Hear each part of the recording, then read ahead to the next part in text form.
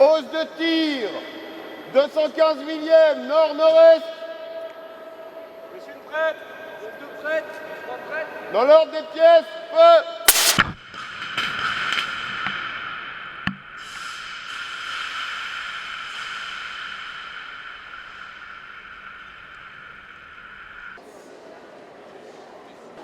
T'as vu un peu le travail qui a été fait?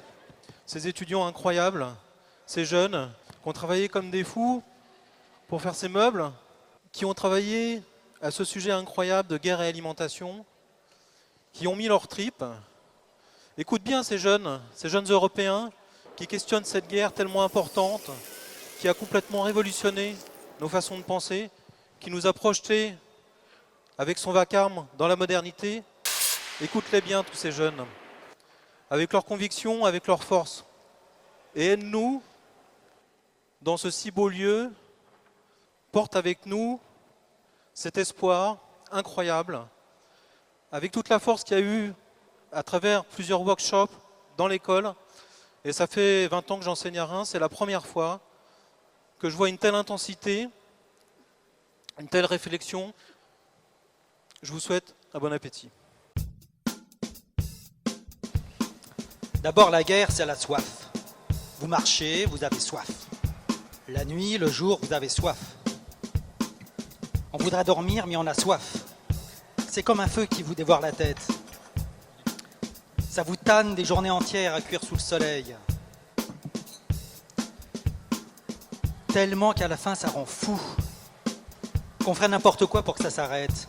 Alors vous marchez, vous savez même pas pourquoi vous marchez, mais vous marchez. Vous pouvez courir, ça sert à rien, mais vous avancez quand même. Vous êtes en rage, et la soif est là qui continue à vous broyer la tête. Ensuite, la guerre, c'est comme un bruit mat, un claquement de dents.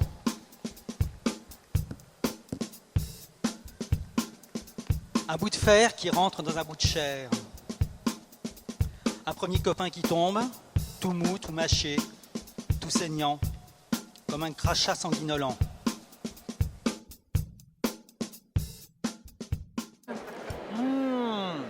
C'est excellent.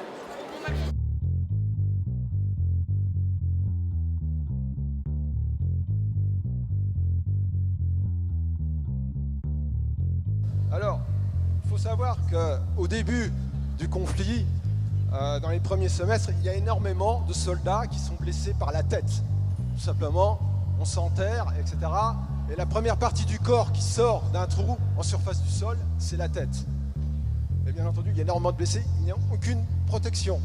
Au printemps 1915, on leur distribue des cervellières. On se retrouve totalement au Moyen-Âge.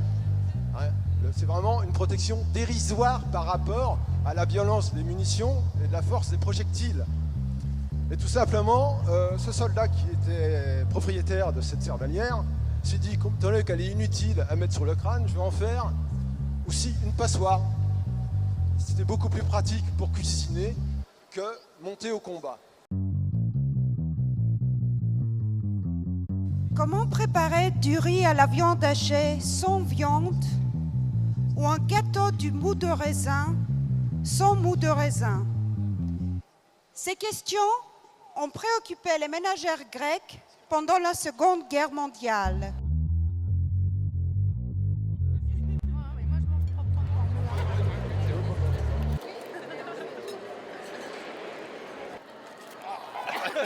Mais en plus, il y avait vraiment une propagande pour que les femmes deviennent un peu la traduction des désirs du régime dans la vie quotidienne des familles.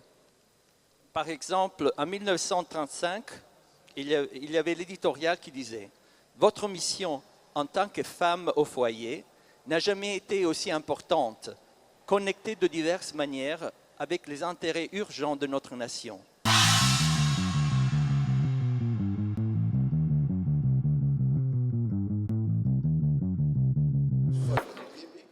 Il a évoqué tout un contexte parisien qui, au moment du cubisme, c'est-à-dire à partir de 1907, agite les milieux intellectuels et culturels, sans doute un peu aussi les cuisiniers, qui essaient d'inventer une cuisine cubiste. Si bien qu'on a à ce moment-là Apollinaire et ses copains qui vont essayer d'inventer des plats ou de susciter chez les cuisiniers des omelettes au bitter, pendant que Paul Rebout, qui est un intellectuel de l'époque, lui se charge de colorer des spaghettis au bleu de méthylène. C'est en mémoire de cet engagement que le biscuit aujourd'hui continue à être fabriqué en Australie sous cette appellation et vendu au profit des anciens combattants australiens.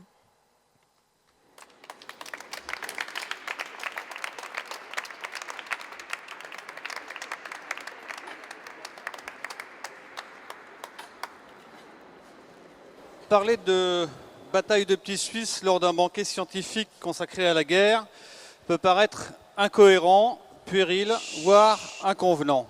Pour autant, vous allez le voir, les combats enfantins auxquels participe le plus souvent à son corps défendant ce petit fromage frais d'à peine 30 grammes ouvrent un large champ d'exploration et de réflexion militaro-culinaire.